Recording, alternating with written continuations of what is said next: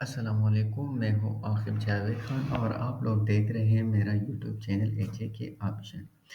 दोस्तों, आज हम पढ़ेंगे फिर से मैनेजमेंट अकाउंटिंग की नेक्स्ट चैप्टर, जो मुश्तमिल है through out costing, variable costing, make और बाय डिसीजन। और इसके साथ साथ हम एक एक एग्जांपल्स भी करेंगे। तो शुरू करते हैं थ्रू आउट कॉस्टिंग से। तो थ्रू आउट कास्टिंग्स क्या होता है? थ्रू आउट कास्टिंग्स ये वो मेथड्स हैं जिसको हम समटाइम्स भी बोल सकते हैं। दूसरा जो नाम है सुपर वेरिएबल कास्टिंग, इसका जो दूसरा नाम है वो है सुपर वेरिएबल कास्टिंग। और ये वो मेथड है जो प्रोडक्ट कॉस्ट कंसीडर होता है सिर्फ डायरेक्ट मटेरियल। डायरेक्ट मटेरियल हमारा क्या होगा? Product cost. प्रोडक्ट कॉस्ट का मतलब ये है कि जो प्रोडक्शंस हम कर रहे हैं, जो प्रोडक्शंस हम करते हैं, जो प्रोडक्ट्स हम बनाते हैं, उसका जो कॉस्ट होगा वो सिर्फ डायरेक्ट मटेरियल के ऊपर जितने भी कॉस्ट आएगा वो हमारा टोटल प्रोडक्ट कॉस्ट होगा। लेकिन इसके अलावा जितनी भी मेथड्स हमने पढ़ी है, एब्जॉर्प्शन कॉस्टिंग, स्टैंडर्ड कॉस्टिंग या एक्चुअल कॉस्टिंग, उसमें ये नहीं होता। उसमें क्या होता है? उसमें डायरेक्ट लेबर, डायरेक्ट मटेरियल और फैक्ट्री ओवरहेड कास्ट को हम जमा करते हैं तो हमारा प्रोडक्ट कॉस्ट होता है। लेकिन यहाँ पे इस मेथड में हमारा प्रोडक्ट कॉस्ट कंसीडर होगा सिर्फ direct material. The remaining cost, इसके अलावा जितनी भी कॉस्ट है, रिमेनिंग कॉस्ट हमारा क्या हो सकता है? मैन्युफैक्चरिंग फैक्ट्री ओवरहेड हो सकता है, डायरेक्ट लेबर हो सकता है, एडमिनिस्ट्रेटिव एक्सपेंसेस कॉस्ट हो सकता है। तो ये हमारा कंसीडर होगा पीरियड कॉस्ट और हम ये रिकॉर्ड करेंगे इनकम स्टेटमेंट में। तो थ्रू आउट कास्टिंग का कंसेप्ट ये है। अगर हम एग्जांपल को देख लें थ्रू आउट कास्टिंग्स के ऊपर, तो ये हमारे पास क्या है इनकम स्टेटमेंट में। तो इनकम स्टेटमेंट्स क्या होता है? इनकम स्टेटमेंट एक स्टेटमेंट होता है, एक प्रोफार्मा होता है, एक फाइनेंशियल स्टेटमेंट होता है जो हमें शो करता है नेट प्रॉफिट और नेट लॉस। तो नेट लॉस और नेट प्रॉफिट हम कैसे फाइंड कर सकते हैं, कब फाइंड कर सकते हैं? जब हम अपने सेल से अपना एक्सपेंसेस, जितने भी एक्सपेंसेस और कॉस्ट होता है वो हम माइनस कर लेते हैं, तो इसको हम बोलते हैं इनकम स्टेटमेंट। तो ये हमारे पास एक एग्जांपल था जो सेल्स है 2 मिलियन, और सेल से हम पहले क्या माइनस करते हैं? Cost of goods sold. तो यहाँ पे जो कॉस्ट ऑफ गुड्स सोल्ड जो 5 लाख है, ये सिर्फ डायरेक्ट मटेरियल कॉस्ट की वैल्यू है। जो कॉस्ट ऑफ गुड्स सोल्ड में आमतौर पर किया क्या इंक्लूडेड होता है? या तो फिक्स्ड कॉस्ट और वेरिएबल कॉस्ट इंक्लूड होता है, या डायरेक्ट लेबर, डायरेक्ट मटेरियल और फैक्ट्री ओवरहेड इंक्लूडेड होता है। लेकिन यहाँ पे जो प्रोडक्ट कॉस्ट होगा, जो कॉस्ट ऑफ गुड्स सोल्ड होगा, वो सिर्फ डायरेक्ट मटेरियल का होगा। फिर जब हम सेल से direct cost of goods sold या डायरेक्ट मटेरियल कॉस्ट माइनस कर लेते हैं तो हमारे पास आ रहा है थ्रू आउट कंट्रीब्यूशन मार्जिन। और अगर हम दूसरों मेथड से हम इनकम स्टेटमेंट बनाते हैं, तो अगर हम सेल से cost of goods sold minus करते हैं तो हमारे पास आता है ग्रॉस प्रॉफिट। लेकिन यहाँ पे क्या है? चेंजेस है। यहाँ पे आ रहा है थ्रू आउट कंट्रीब्यूशन मार्जिन। अब कंट्रीब्यूशन मार्जिन क्या होता है? कंट्रीब्यूशन मार्जिन का मतलब है प्रॉफिट प्लस फिक्स्ड कॉस्ट। जब हम कंट्रीब्यूशन मार्जिन, जब हम सेल से अपना वेरिएबल कॉस्ट माइनस कर लेते तो ये हमारे पास आएगा, हम बराबर होगा कंट्रीब्यूशन मार्जिन का। कंट्रीब्यूशन मार्जिन का मतलब ये है कि ये टाइम के साथ साथ फिक्स कॉस्ट को रिकवर करता है और फिर चेंज होता है प्रॉफिट्स की शक्ल में, फिर प्रॉफिट्स देता है। तो इसको हम बोलते हैं कंट्रीब्यूशन मार्जिन। अब फिर कंट्रीब्यूशन मार्जिन से जब हम माइनस कर लेते हैं अदर ऑपरेटिंग एक्सपेंसेस, तो हमारे पास क्या आएगा? हमारे पास ऑपरेटिंग इनकम आएगा। अदर एक्सपेंसेस या अदर ऑपरेटिंग एक्सपेंसेस क्या हो सकता है? Direct labour. लेकिन अगर हम दूसरों मेथड से देख लेंगे तो डायरेक्ट लेबर हमारा इंक्लूडेड होगा कॉस्ट ऑफ गुड्स सोल्ड। लेकिन यहाँ पे क्या है, कहाँ पे मेंशन है? ऑपरेटिंग एक्सपेंसेस में। तो उन दोनों के दरमियान इसके अलावा जितने भी मेथड्स हमने पढ़ी है उनमें ये चेंजेस हैं। फिर हमारे पास की वेरिएबल मैन्युफैक्चरिंग ओवरहेड हमने माइनस की है, फिक्स मैन्युफैक्चरिंग ओवरहेड हमने माइनस की, सारे एक्सपेंसेस, सारी कॉस्ट हमने माइनस की है। तो फिर हमारे पास आया है ऑपरेटिंग इनकम। तो उम्मीद करता हूँ आप लोगों को ये टॉपिक समझ आया होगा। नेक्स्ट चलते हैं, दूसरा टॉपिक शुरू करते हैं। अब हमारे पास है वेरिएबल कॉस्टिंग। वेरिएबल कॉस्टिंग्स क्या होता है? वेरिएबल कॉस्टिंग वो कॉस्ट होता है जो टाइम के साथ साथ जो सेल्स बढ़ने की चेंजेस की वजह से वो भी चेंज होता है, वो फिक्स नहीं रहता, वो भी चेंज होता है। तो under the variable costing fix manufacturing overhead is treated as a period cost. अगर हम एब्जॉर्प्शन कॉस्टिंग की बात कर ले तो वहाँ पे फिक्स्ड कॉस्ट हमारा इंक्लूडेड होता था कॉस्ट ऑफ गुड्स सोल्ड में, लेकिन यहाँ पे फिक्स मैन्युफैक्चरिंग ओवरहेड भी ट्रीटेड होगा एज अ पीरियड कॉस्ट। और एज अ पीरियड कॉस्ट का मतलब ये है कि ये हम रिकॉर्ड करेंगे बैलेंस शीट्स में, इनकम स्टेटमेंट में। लेकिन इसके अलावा जो प्रोडक्ट कॉस्ट होता है वो हमारे पास इन्वेंट्री की शक्ल में आएगा, और इन्वेंट्री हम रिकॉर्ड करते हैं बैलेंस शीट में। जब हमारा इन्वेंट्री सेल हो जाए तो फिर ये ट्रांसफ़र होता है इनकम स्टेटमेंट को as a form of cost of goods sold. तो यहाँ पे अंडर द वेरिएबल कॉस्टिंग जो फिक्स मैन्युफैक्चरिंग कॉस्ट होता है वो रिकॉर्ड करेंगे as a period cost. Variable costing, cost of goods sold is equal under the variable cost as direct material, direct labor and variable factory overhead। तो under the variable costing जो product का जो cost of goods sold होगा, जो जो product cost होगा वो तीन चीज़ों की बराबर होगी। इसमें एक होगा direct material, direct labour and variable factory overhead. अगर इससे हम पहले देख लें कि जो मैंने बात की है थ्रू आउट कॉस्टिंग, तो इसमें जो कॉस्ट ऑफ गुड्स सोल्ड होता था या प्रोडक्ट कॉस्ट होता था वो सिर्फ बराबर होता था डायरेक्ट मटेरियल कॉस्टिंग। लेकिन यहाँ पे वेरिएबल कॉस्टिंग में चेंजेस है। चेंजेस क्या है? जो प्रोडक्ट कॉस्ट होता है या जो कॉस्ट ऑफ गुड्स सोल्ड होता है वो बराबर होगा तीन चीज़ों की, direct material, direct labour and variable factory overhead की। तो इन दोनों में ये डिफरेंसेस हैं। अब अगर यहाँ पे हम एग्जाम्पल को देख लेते हैं तो ABC incorporation producing stock holder in incur the following manufacturing cost in producing 20,000 unit. ये एक कंपनी है जो प्रोडक्शंस करता है 20,000 यूनिट। इसमें डायरेक्ट मटेरियल हमारे पास, डायरेक्ट मटेरियल का जो कॉस्ट है वो $10 पर यूनिट है, डायरेक्ट लेबर का जो कॉस्ट है वो $12 पर यूनिट है, वेरिएबल मैन्युफैक्चरिंग ओवरहेड है वो $5 पर यूनिट है, और फिक्स मैन्युफैक्चरिंग ओवरहेड जो है वो 2 लाख है। There is no beginning inventory, जो हमारे पास पहले से जो इन्वेंट्री होता है वो ज़ीरो है, कोई भी नहीं है। And 12,000 unit are sold. अब हमने जो सेल्स की है वो 12,000 हमने सेल्स की है, और सेल की जो प्राइस है एक यूनिट की वो 45 है, $45। द कंपनी इंकर इन अ वेरिएबल सेलिंग एक्सपेंसेस, और इसके अलावा जो वेरिएबल एक्सपेंसेस होता है वो $2 पर यूनिट है। And fix selling and administrative expenses हमारे पास है 50,000 डॉलर। तो देखते हैं ये एग्जांपल्स हैं और ये हम सॉल्व करेंगे कि किस तरह हम इस एग्जांपल की हम अपना इनकम स्टेटमेंट बना सकते हैं। तो इनकम स्टेटमेंट्स में मैंने आप लोगों को पहले इससे पिछली वीडियो में भी बताया था कि इनकम स्टेटमेंट एक फाइनेंशियल स्टेटमेंट होता है जो हमें शो करता है नेट प्रॉफिट और नेट लॉस।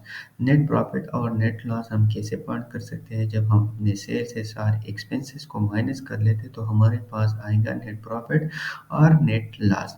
अब सबसे पहले जो हमारा सेल्स है वो है 5,40,000।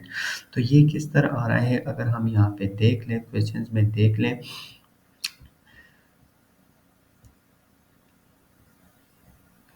अगर हम क्वेश्चंस में देख लें, जो हमने सेल्स की है 12,000 यूनिट हमने सेल्स की है, और एक यूनिट की जो प्राइस है वो 45 है। तो अगर हम 12,000 मल्टीप्लाई कर ले 45 से, तो ये हमारे पास आएगा सेल्स की बराबर होगी, और उसका जो वैल्यू होगी वो 5,40,000 होगी। तो ये इंजन। अब यहाँ पे हम क्या करते हैं कि cost of goods sold minus करें, तो कॉस्ट ऑफ गुड्स सोल्ड यहाँ पे वेरिएबल कॉस्टिंग के अंडर हम इनकम स्टेटमेंट बनाते हैं। तो वेरिएबल कॉस्ट या कॉस्ट ऑफ गुड्स सोल्ड किन चीज़ों के बराबर होगा? ये तीन चीज़ों के बराबर। डायरेक्ट मटेरियल कॉस्ट हम जमा कर लेते हैं डायरेक्ट लेबर के साथ, और फैक्ट्री वेरिएबल फैक्ट्री ओवरहेड हम इन तीन चीज़ों को कॉस्ट को ऐड कर लेते हैं, और वो हमारा होगा कॉस्ट ऑफ गुड्स मैन्युफैक्चर। तो यहाँ पे अगर हम देख लें तो ये जो 5,40,000 हमारे पास क्या आ रहा है, 5,40,000 हमारा आ रहा है cost of goods manufacture. Cost of goods manufactures क्या है, इन तीन चीज़ें हमने जमा की है और इसकी जो वैल्यू होगी वो 5,40,000 है। Cost of goods sold available 5,40,000। Ending inventory हमारे पास कितना है, 2,16,000। ये किस तरह आ रहा है, ये इस तरह आ रहा है, अगर हम क्वेश्चंस में देख ले तो यहाँ पे हमने प्रोडक्शंस की है 20,000 यूनिट और अगर हमने सेल्स की है 12,000 यूनिट, तो बाकी 8,000 जो यूनिट्स है वो एंडिंग इन्वेंट्री वो हमारे साथ अभी भी मौजूद है, वो हम रिकॉर्ड इन्वेंट्री होगी और इन्वेंट्री हम रिकॉर्ड करते हैं बैलेंस शीट्स में। तो ये हमारे पास क्या है, एंडिंग इन्वेंट्री है, जो इसकी वैल्यू है 2,16,000 है। तो total cost of goods sold हमारे पास जो आ रहा है वो कितना है, वो है 3,24,000। तो अगर हम अपनी सेल से कॉस्ट ऑफ गुड्स सोल्ड को माइनस कर लेते तो हमारे, और इसके साथ साथ हम अपना वेरिएबल एक्सपेंसेस भी माइनस कर ले तो हमारे पास आ रहा है कंट्रीब्यूशन मार्जिन।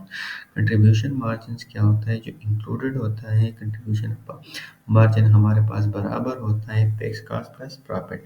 अभी जो 1,92,000 से ये दो चीज़ों की वैल्यू है, एक तो फिक्स कॉस्ट है और एक इसमें प्रॉफिट है। अब हम इसमें देखते हैं कि हमारा फिक्स कॉस्ट कितना है और प्रॉफिट्स कितना है। तो क्वेश्चन में हमारे पास मेंशन है, जो यहाँ पे देख सकते हैं आप लोग, ये 2 लाख हमारा 2 लाख हमारे पास फिक्स मैन्युफैक्चरिंग कॉस्ट है, तो हम कंट्रीब्यूशन मार्जिन से हम फिक्स कॉस्ट को माइनस कर लेते हैं। फिर फिक्स सेलिंग एडमिनिस्ट्रेटिव एक्सपेंसेस 50,000 से, ये भी यहाँ पे गिवन है फिक्स मैन्युफैक्चरिंग। अच्छा, यहाँ पे देखते हैं fix selling and administrative expenses 50,000, तो ये हमारे पास क्या है, फिक्स्ड कॉस्ट है। तो इन दोनों को जमा कर लेते हैं तो ये 2,50,000 हमारे पास क्या है, फिक्स मैन्युफैक्चरिंग ओवरहेड कॉस्ट है। अब हमारे पास कंट्रीब्यूशन मार्जिन 1,92,000 से और फिक्स्ड कॉस्ट हमारे पास है 2,50,000 से। तो अगर हम कंट्रीब्यूशन मार्जिन से फिक्स्ड कॉस्ट को माइनस कर लेते हैं तो हमारे पास आ रहा है 58,000। अब यहाँ पे ये माइनस में आ रहा है तो इसका मतलब ये है कि हमारा नेट लॉस है। ये हमें शो करता है कि हमारा नेट लॉस हुआ है। नेट लॉस कब होता है, जब हमारा एक्सपेंसेस ज़्यादा हो रहा है सेल से, तो हमारा क्या होगा, नुकसान होगा। तो ये भी हमने क्लियर कर दी कि वेरिएबल कॉस्टिंग्स क्या होता है और थ्रू आउट कॉस्टिंग्स क्या होता है। अब हम आगे चलते हैं। तीसरा जो टॉपिक्स है हमारा वो हो मेक और बाय डिसीजन। मेक और बाय डिसीजंस का मतलब ये है कि जब भी हम अपना कंपनी स्टार्ट कर लेते हैं या हम अपना बिजनेस स्टार्ट कर लेते हैं तो हमारे पास हम कंफ्यूजन में रहते हैं कि हम क्या कर लें। ये जो प्रोडक्ट्स हम सेल करना चाहते हैं, बेचना चाहते हैं, तो हम प्रोड्यूस कर लेते हैं, अपना बनाते हैं या किसी और से आउटसोर्स करते हैं या परचेज कर लेते हैं।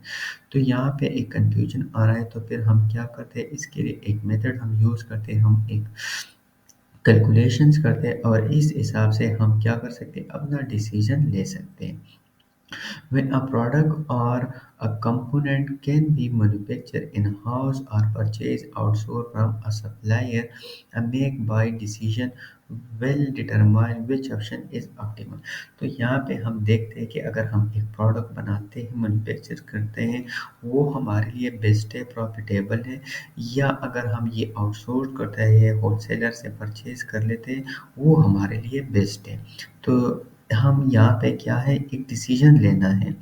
तो जब हम ये डिसीजन लेता है तो हम कोई फैक्टर्स को देखते हैं, कोई चीज़ों को देखते हैं। तो सबसे पहले थिंग्स टू कंसीडर्स का मतलब है कि हम सारी चीज़ों को देखते हैं कि हमारे पास, अगर हम ये प्रोडक्ट्स बनाते हैं तो हमारे पास डायरेक्ट मटेरियल्स कितना होगी, कॉस्ट कितनी होगी, डायरेक्ट लेबर की कॉस्ट कितनी होगी, फैक्ट्री ओवरहेड की कॉस्ट कितनी होगी। तो इन सारी चीज़ों को हम देखते हैं और फिर इसके हिसाब से अगर हमें कोई होलसेलर से परचेज करूँगा तो इसकी कॉस्ट क्या होगी। तो इन दोनों को कंपेयर करने में जो फिर हमारे लिए बेस्ट होता है तो हम वो सेलेक्ट करते हैं।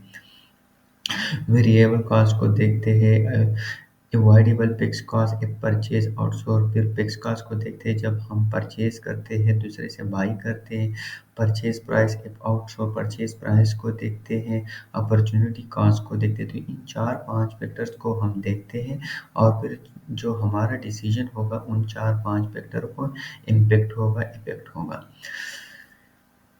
Can the idle capacity caused by purchasing from supplier be used to make more air profitable? Idle capacity ये एक वेरिएंसेस है जिसकी मेथड से हम क्या कर सकते हैं, हम अपना डिसीजन ले सकते हैं। अब यहाँ पे एग्जांपल है, ये एग्जांपल ये है कि हम बाई कर लेते हैं या अपना प्रोडक्ट्स बनाते हैं। The estimated cost of producing 60,000 unit of a component are. जो एस्टिमेटेड कॉस्ट है जो हम प्रोड्यूस करते हैं कितना, 60,000 यूनिट्स हम प्रोड्यूस करते हैं। अब अगर हम यहाँ पे देखें तो डायरेक्ट मटेरियल जो कि इसके ऊपर हमारे पास क्या होगा, $10 पर यूनिट होगी। डायरेक्ट लेबर $8 पर यूनिट होगी। अप्लाइड वेरिएबल फैक्ट्री ओवरहेड 9 होगी और अप्लाइड फैक्ट्री ओवरहेड होगी वो $12 पर यूनिट। तो अगर हम यहाँ पे देख ले तो ये टोटल आ रहा है हमारे पास 2,34,000।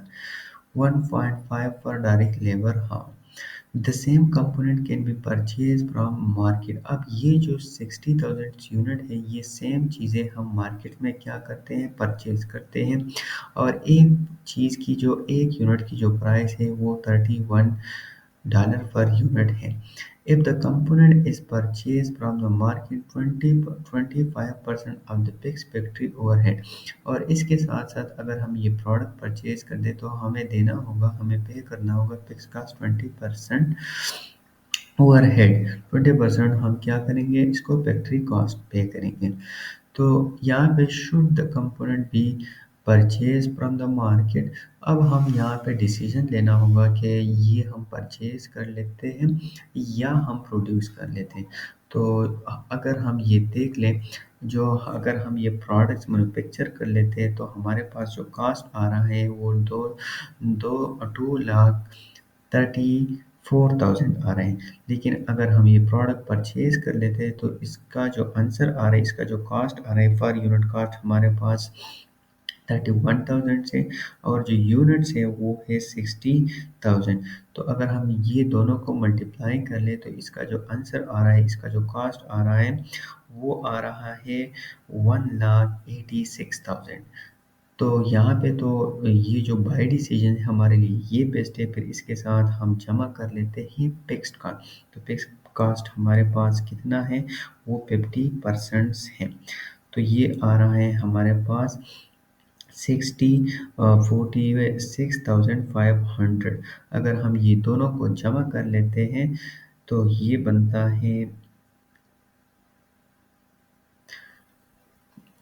बनता है टोटल कॉस्ट 2,32,500। 2,32,500। तो यहाँ पे हम अपना डिसीजन ले सकते हैं कि अगर हम ये प्रोडक्ट परचेज करते हैं, बाई करते हैं तो ये हमारे लिए बेस्ट है। इसके आगे जो है, अगर किसी का क्वेश्चन है, क्वेरी है तो पूछ सकते हैं कमेंट सेक्शन में। Thank you so much. तो आज तक हमने जो टॉपिक्स कवर्स की है, एक बार फिर मैं आप लोगों को शॉर्ट्स बताता हूँ कि सबसे पहले मैंने बता दी है through out costing. Through out costing का मतलब ये है कि जो हमारा प्रोडक्ट कॉस्ट होगा, हमारा कॉस्ट ऑफ गुड्स सोल्ड होगा, वो सिर्फ डायरेक्ट मटीरियल्स होगी। इसके अलावा जितनी भी कॉस्ट होगा वो हमारा पीरियड कॉस्ट होगा और पीरियड कॉस्ट हम इंक्लूड करते हैं इनकम स्टेटमेंट में। दूसरा जो टॉपिक्स हमने बात की, दूसरे टॉपिक्स के ऊपर जो हमने बात की है वो वेरिएबल कॉस्ट है। वेरिएबल कॉस्ट में हमने ये बता दिया है कि जो कॉस्ट ऑफ गुड्स सोल्ड होगा वो बराबर होगा 3 चीज़ों का, डायरेक्ट मटेरियल, डायरेक्ट लेबर और वेरिएबल फैक्ट्री ओवरहेड। और जो फिक्स मैन्युफैक्चरिंग ओवरहेड कॉस्ट होगा वो हमारा कंसीडर होगा एज अ पीरियड कॉस्ट। इसके अलावा अगर हमने देख ली बाई बाई और मेक डिसीजन। इसका मतलब ये है कि अगर हम एक चीज़ को, एक प्रोडक्ट को आउटसोर्स करते हैं तो वो हमारे लिए बेस्ट होगा, या अगर हम ये चीज़ हम खुद बनाते हैं, प्रोड्यूस करते हैं तो वो हमारे लिए बेस्ट होगा। तो अगर हम ये डिसीजन लेंगे तो फिर हमें कुछ फैक्टर्स को देखना होता है कि अगर रॉ मटेरियल, अगर हम ये प्रोडक्ट्स बनाते तो हमारा रॉ मटेरियल्स कितना लगेगा, हमारा फैक्ट्री ओवरहेड्स कितना लगेगा, डायरेक्ट मटेरियल का कॉस्ट कितना आएगा। तो इन ये सारे चीज़ों को हम देखते हैं। तो फिर अगर दोनों को कंपेयर कर लेते हैं कि अगर हम जो प्रोडक्ट्स परचेज़ कर लेते हैं वो इसका कॉस्ट कम आ रहा है, जो उसका कॉस्ट कम होगा परचेज़िंग प्रोड्यूसिंग से, तो फिर हम क्या करते हैं, ये डिसीजन लेते हैं कि ये अगर हम ये आउटसोर्स करते हैं तो ये हमारे लिए बेस्ट है। लेकिन अगर हम प्रोडक्शन कॉस्ट हमारे लिए कम आ रहा है तो फिर हम प्रोडक्शंस करते हैं और आउटसोर्स को छोड़ते हैं। तो ये शॉर्ट्स फिर से मैंने रिवाइज़ की है, फिर भी अगर किसी का क्वेश्चन है, क्वेरी है तो बिल्कुल कमेंट सेक्शन में आप पूछ सकते हैं। So I think it's enough for today. इंशाल्लाह मिलते हैं नेक्स्ट क्लास में। Thank you so much.